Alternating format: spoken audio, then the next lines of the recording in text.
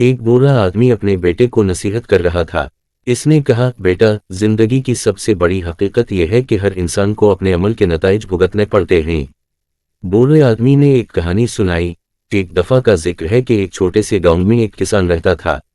اس کا ایک چھوٹا سا کھیت تھا جس میں وہ دن رات محنت کرتا تھا۔ ایک دن کسان نے ایک بلی کو کھیت میں دیکھا جو چوہے پکڑ رہی تھی۔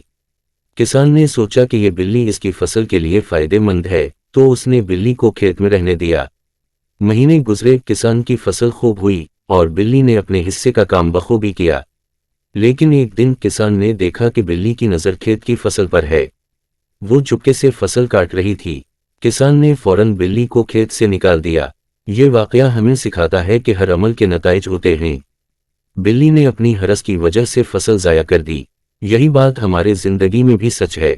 ہر عمل کی بنیاد نیکی یا بدی پر ہوتی ہے، اور اس کے نتائج بھی اسی حساب سے ہوتے ہیں۔